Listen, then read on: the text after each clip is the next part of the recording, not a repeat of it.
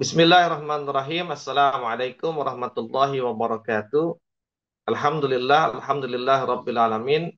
Wassalatu wassalamu ala asrafil anbiyal mursalin. Nabiyyina Muhammadin wa ala alihi washabihi ajma'in amma ba'du. Sahabat Asa TV yang dimuliakan Allah Subhanahu wa taala, eh, segala puji dan puja bagi Allah, salat dan salam bagi Rasulullah Muhammad sallallahu alaihi wasallam, nabi pemimpin dan teladan kita, dan tak lupa kita sampaikan salam untuk keluarganya, sahabatnya, para tabi'in, para tabi'ut tabi'in dan kaum muslimin seluruhnya tetap istiqamah hingga hari kiamat nanti, dan mudah-mudahan Allah jadikan kita satu di antaranya. Amin ya Allah ya Rabbal alamin.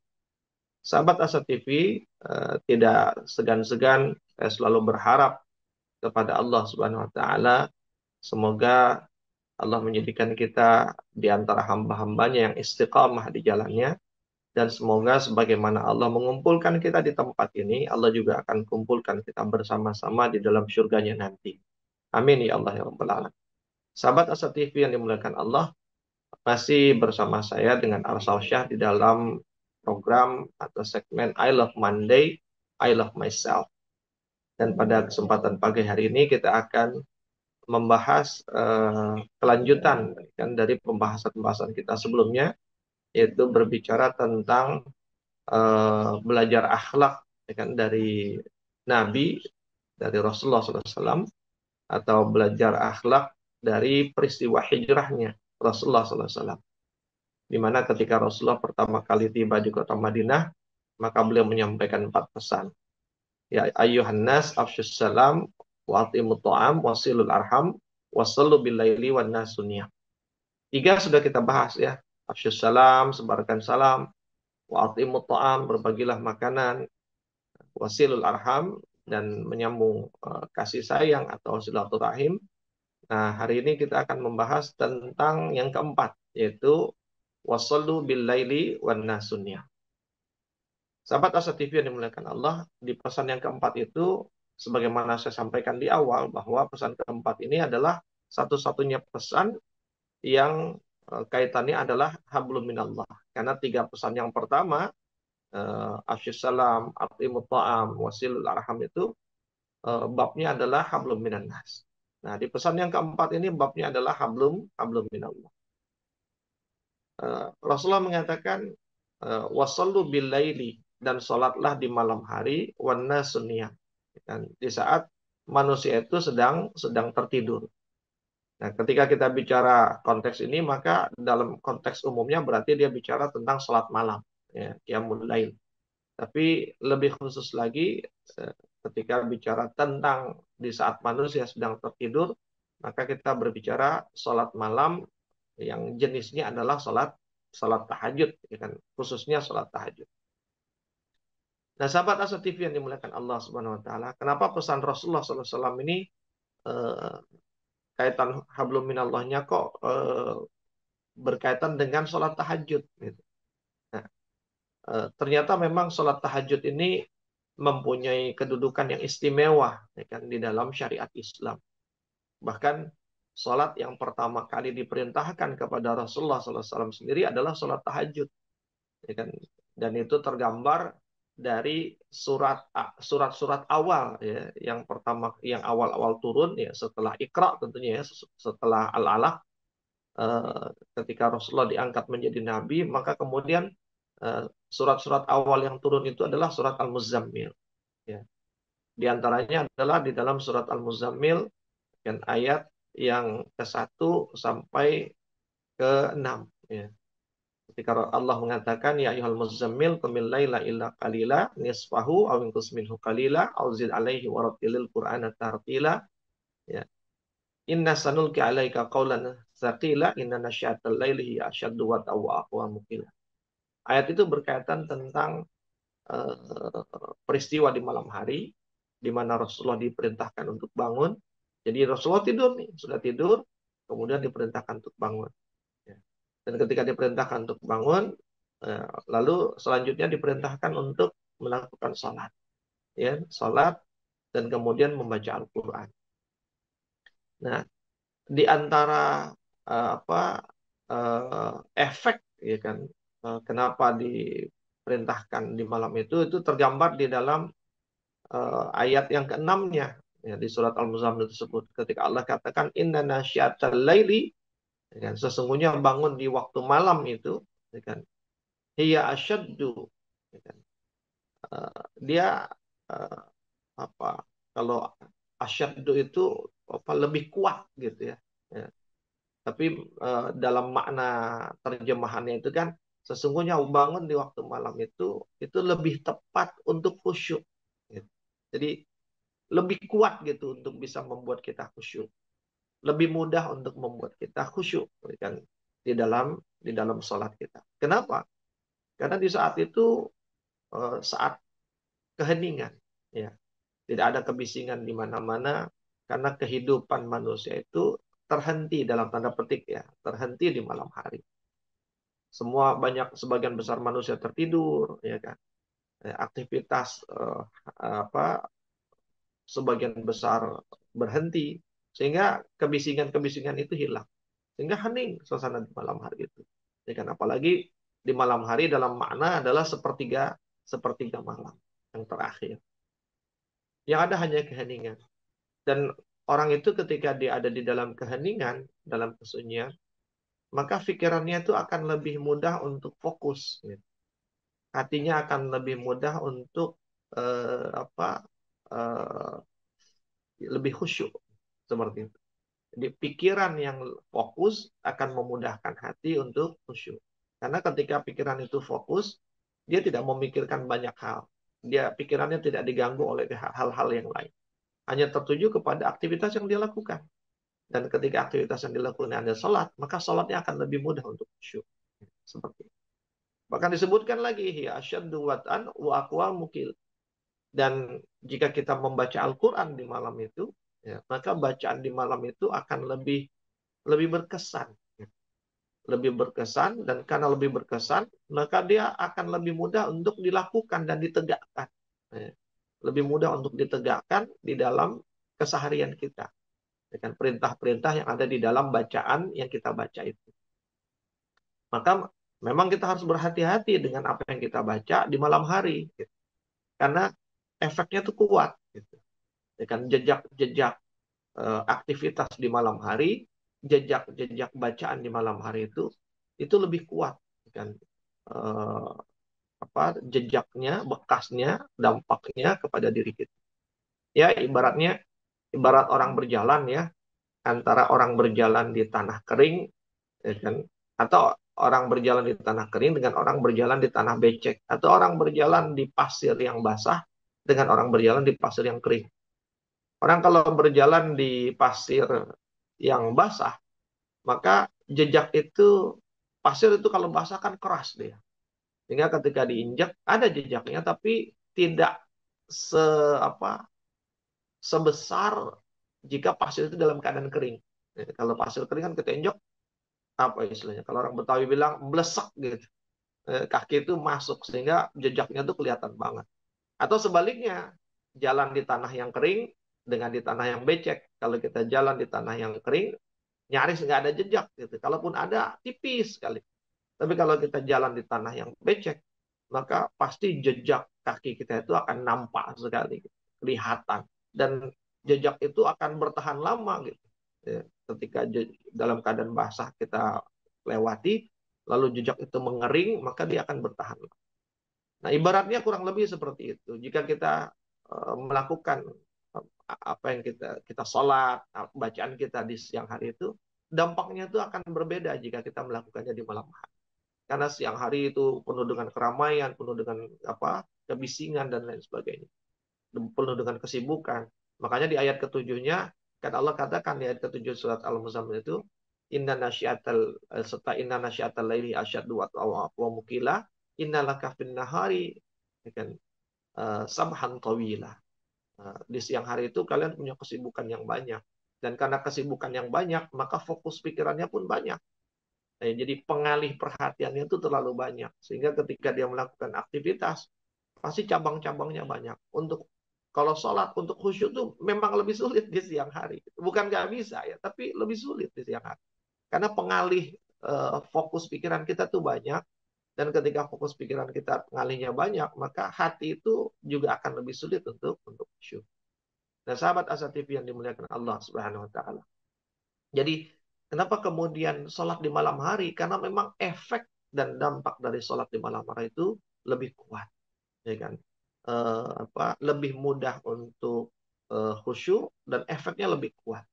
Sehingga segala kesalehan, segala kerendahan hati kita di hadapan Allah, segala kebaikan-kebaikan kita di malam hari itu dampaknya tuh akan lebih kuat kepada kita. Sehingga dia akan lebih mudah untuk membentuk diri kita, membentuk akhlak kita, membentuk perilaku kita. Sahabat Asa TV, maka kalau kita memang mau membangun sebuah kebiasaan atau perilaku baik, maka coba untuk membiasakannya dilakukan di malam hari. Ya kan? Mau menambah kebaikan-kebaikan kita, coba memulainya dengan lakukannya di malam hari ba'da kita tahajud. Itu nanti akan lebih mudah untuk tumbuhnya di dalam kita. Nah, sahabat Asa TV yang dimuliakan Allah. Lalu apalagi selanjutnya kita akan sambung setelah yang berikut ini.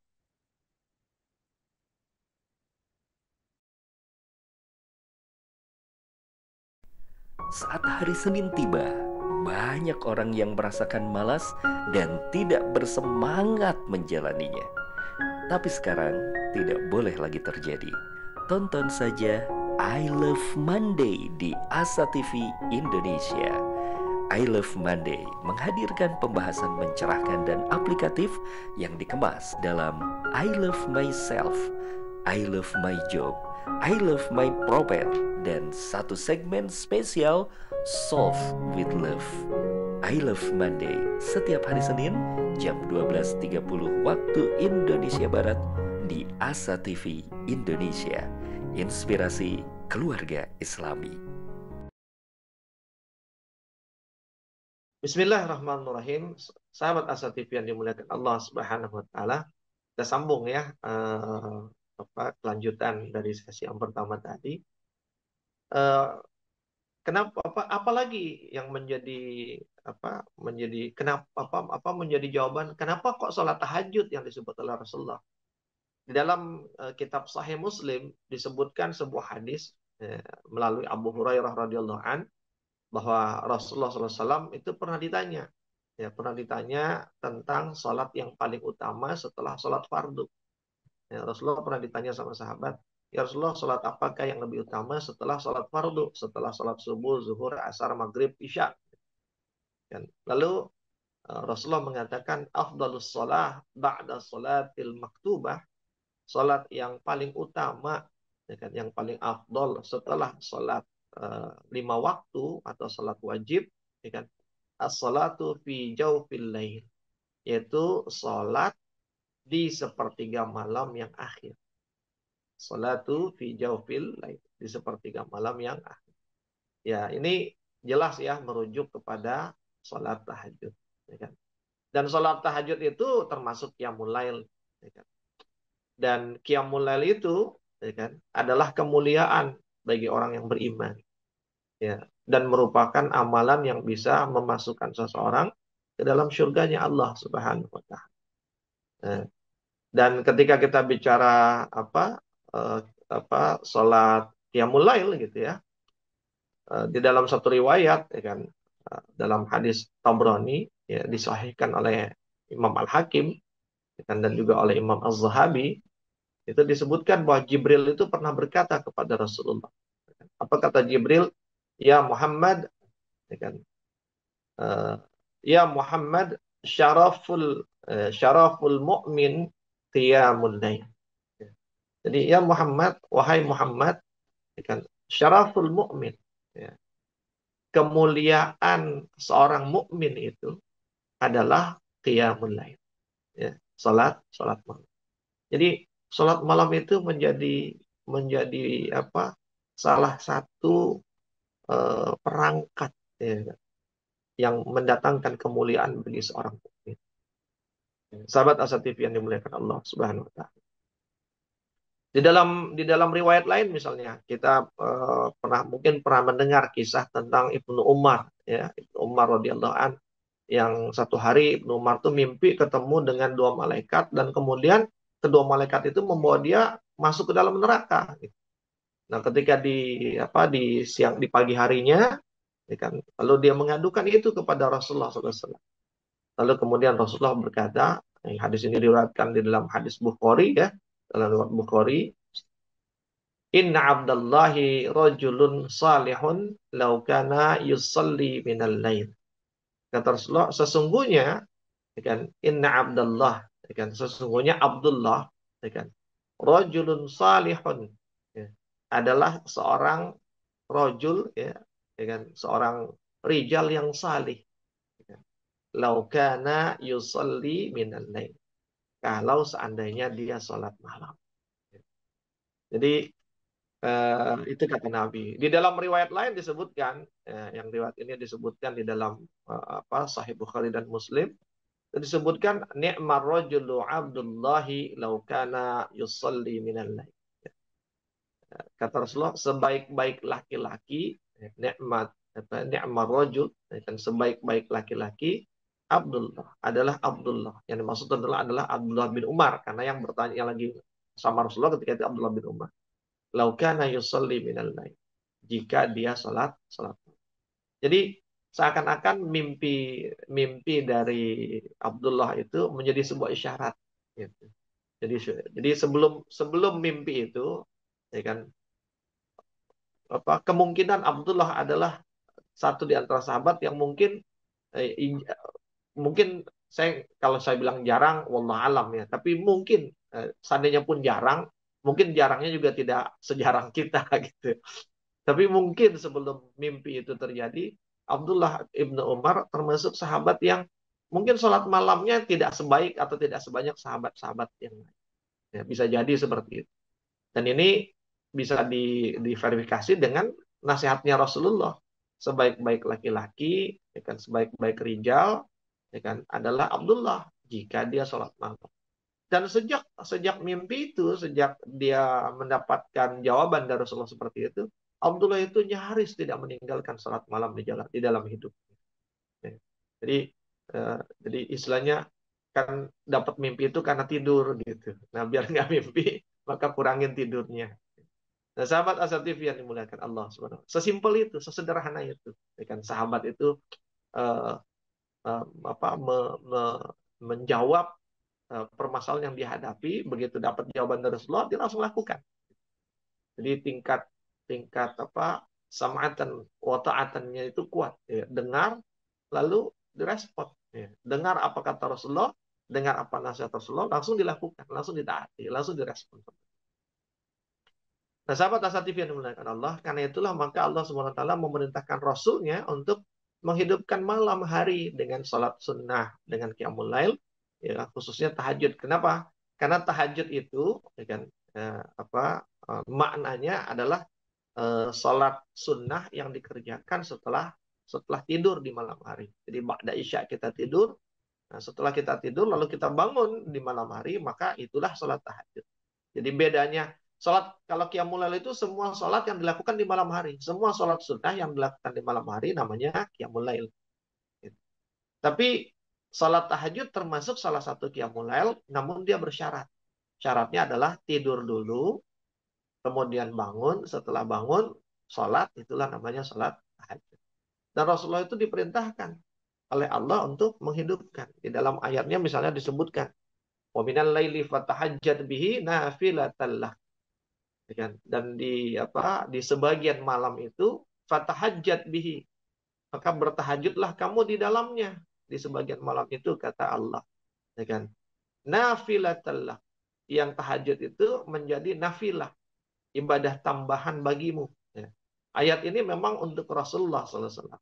Maka kemudian, ya kan, menurut satu pendapat, ya kan, pendapat Imam Mujahid, jadi sesungguhnya sholat malam itu atau tahajud itu dianggap sebagai ibadah tambahan khusus bagi Nabi Sallallahu Alaihi Wasallam.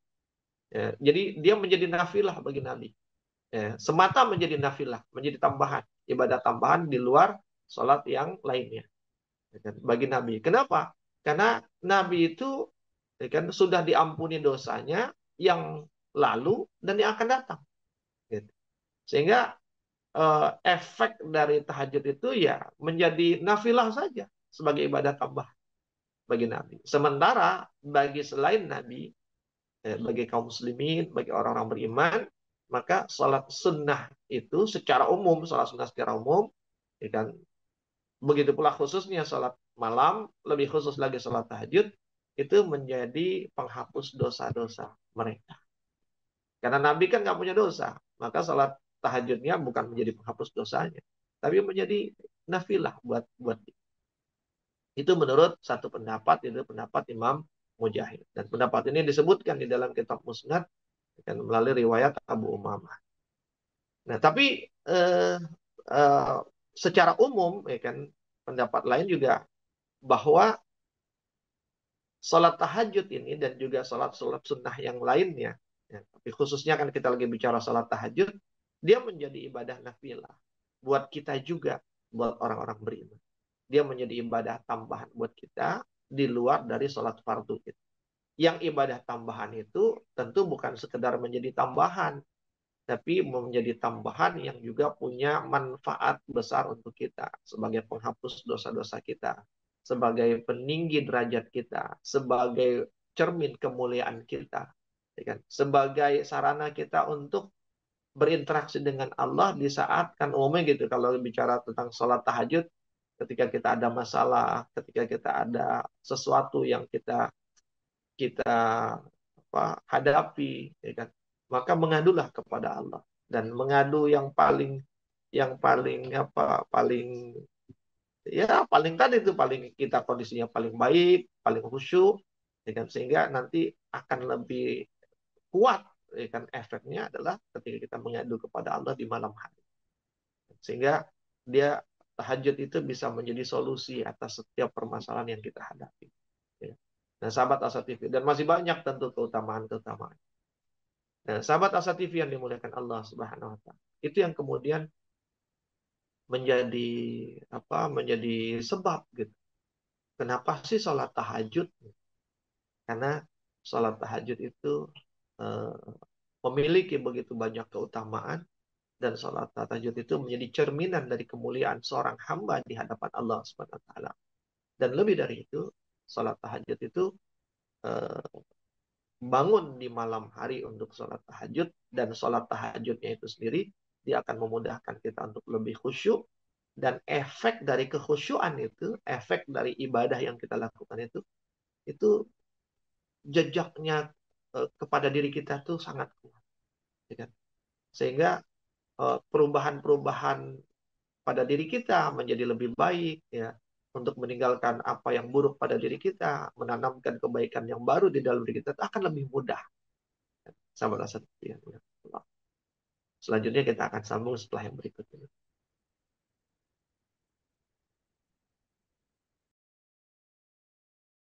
Menuntut ilmu adalah sebuah jalan yang akan mengantarkan manusia pada kemuliaan. Dengan ilmu, manusia mendapatkan panduan untuk berpikir dan bertindak. Untuk itu, Asa TV Indonesia menghadirkan Pustaka Asa, sebuah ruang pembelajaran sistematis bersama para pakar di bidangnya. Quranic Study Series, Quranic Life, Prophet Manner, dan berbagai bidang keilmuan yang dibahas dengan cara menyenangkan. Pustaka Asa hadir setiap Sabtu jam 19.30 waktu Indonesia Barat, hanya di Asa TV Indonesia.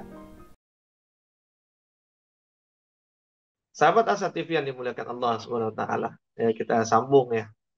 Nah, di segmen di sesi akhir ini saya ingin mencoba kita mengambil hikmah gitu dengan menyambungkan. Kenapa sih Rasulullah baru nyampe di Madinah kok pesannya 4 itu? Dan kenapa kok dari 4 pesan itu 3 hablum minan nas, 1 hablum minallah? Dan kenapa sih ke hablum minallahnya tahajud? Gitu.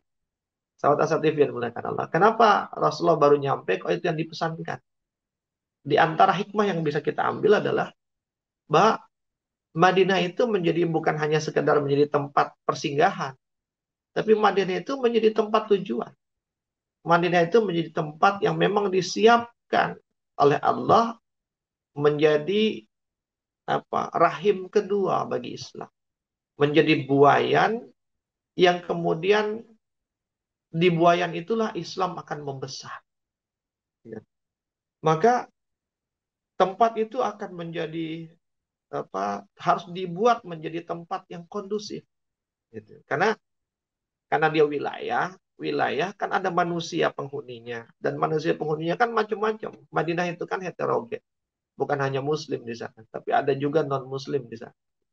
Yahudi ada, Nasrani ada, bahkan musyrikin Arab pun juga masih ada sebagian di sana.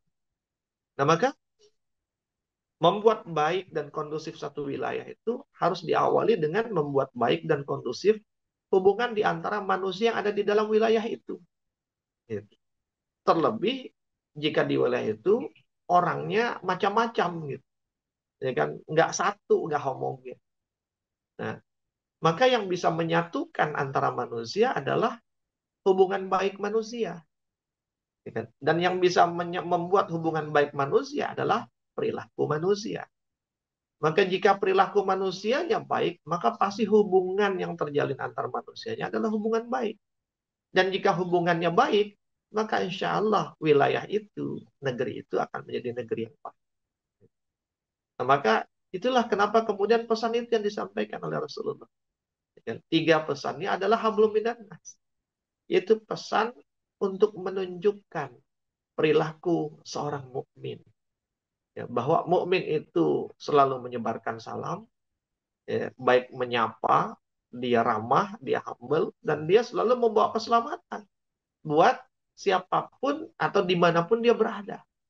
Yang kedua, mukmin itu senang berbagi, berbagi pada hal-hal yang sangat dibutuhkan oleh manusia, berkaitan dengan hajat hidup manusia, yaitu makan, karena semua manusia butuh makan. Sehingga mukmin itu apa yang dia makan, itulah yang dimakan oleh tetangganya. Itulah yang dimakan oleh orang sekitarnya. Kenapa? Karena dia membaginya. Mukmin itu tidak mungkin ada tetangganya yang kelaparan sementara dia kenyang.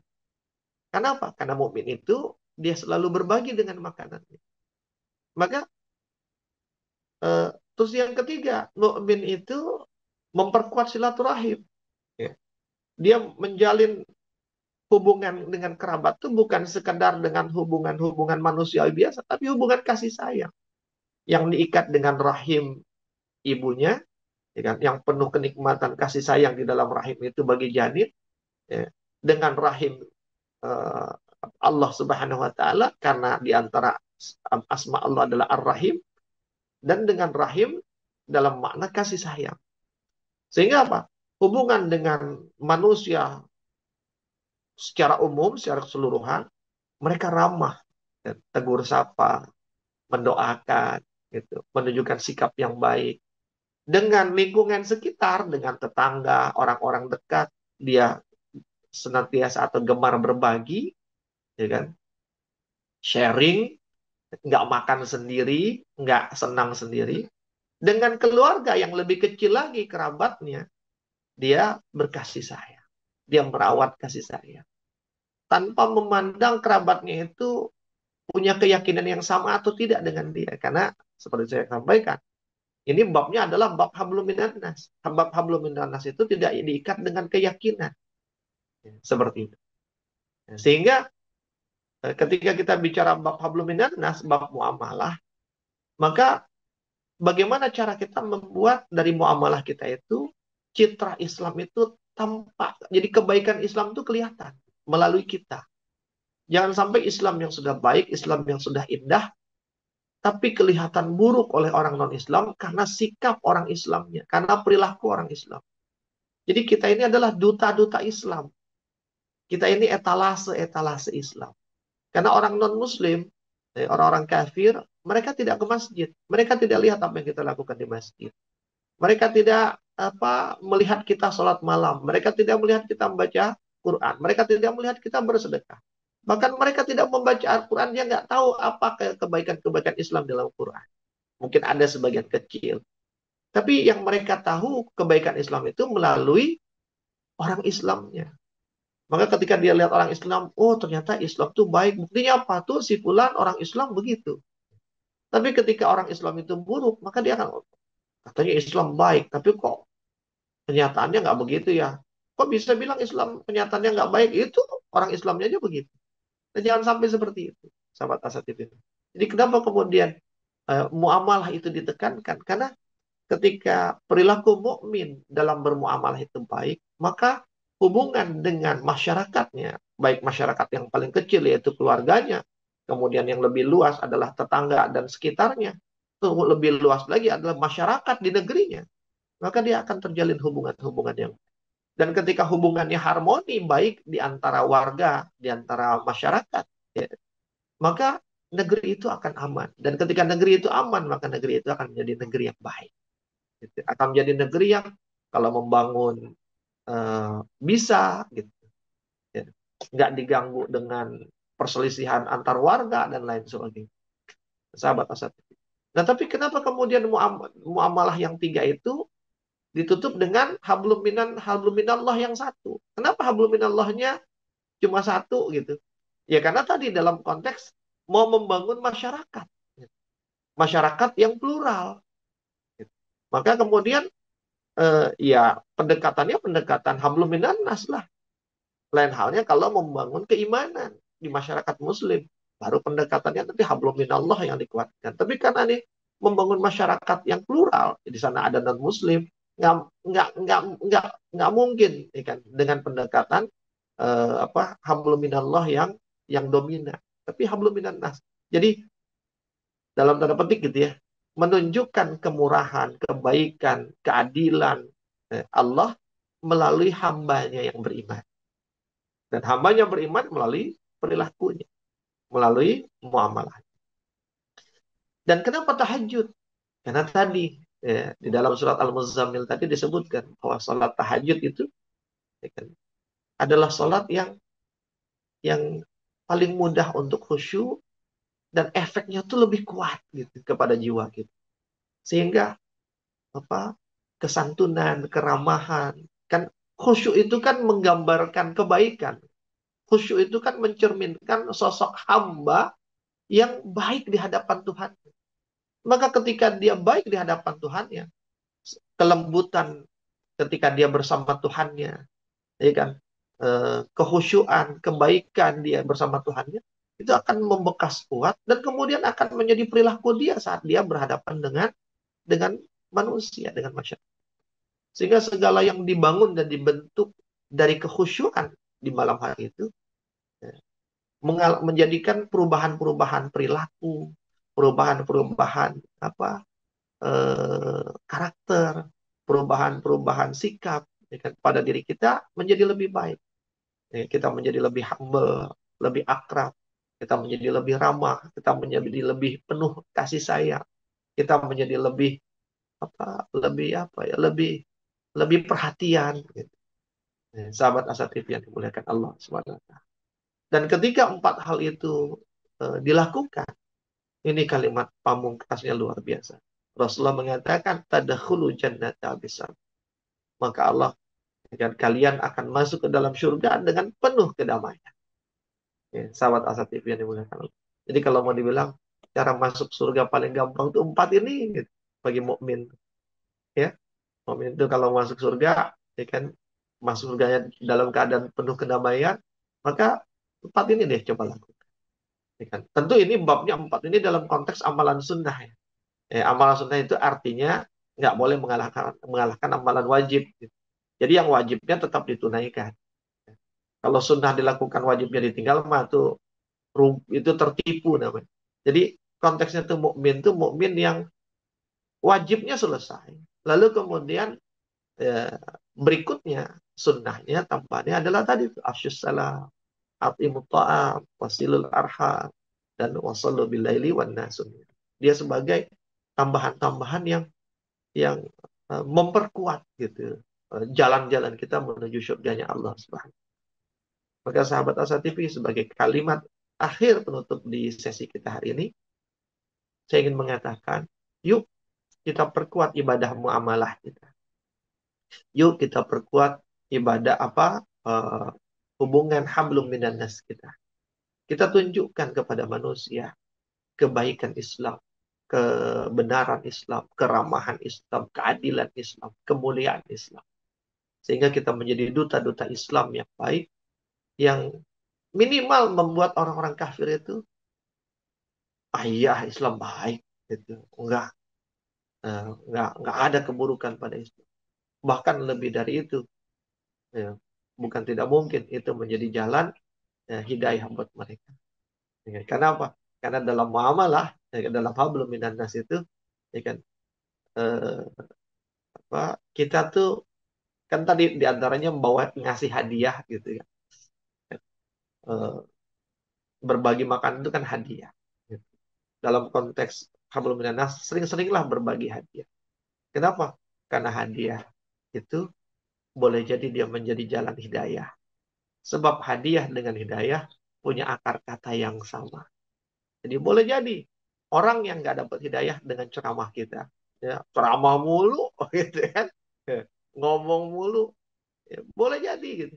Ada orang yang nggak dapat hidayah lewat nasihat, nggak dapat hidayah lewat ceramah, tapi dapat hidayah ketika dia diberikan hadiah. Ya. Sebagaimana Rasulullah juga sering melakukan hal itu kepada orang-orang yang memang ingin dipikat hatinya untuk memeluk Islam. Makanya ada di antara asnaf zakat itu adalah mu'allaf qulubuhum. Orang yang diikat hatinya, yang kita sering terjemahkan sebagai mu'allaf. Ya. Orang yang baru masuk Islam. Padahal maknanya dia mu'allaf. Orang yang kita ingin ikat hatinya ke dalam Islam agar dia kuat jejak ke dalam Islam. Kadang-kadang ya mengikat hati seorang muslim yang mungkin masih belum belum baik, masih banyak meninggalkan perintah Allah. Kadang-kadang nggak perlu dinasihatin. Ya, sering-sering ajak makan, sering traktir gitu. Jadi nanti kemudian dia bilang, wah, Bang Firman anak masjid baik banget nih, sering traktir gitu kan. Wah, ini Ustadz ternyata bukan ngomong doang, tapi apa? Sering aja kita makan gitu.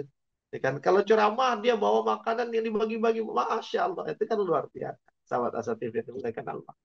Ya, insya Allah.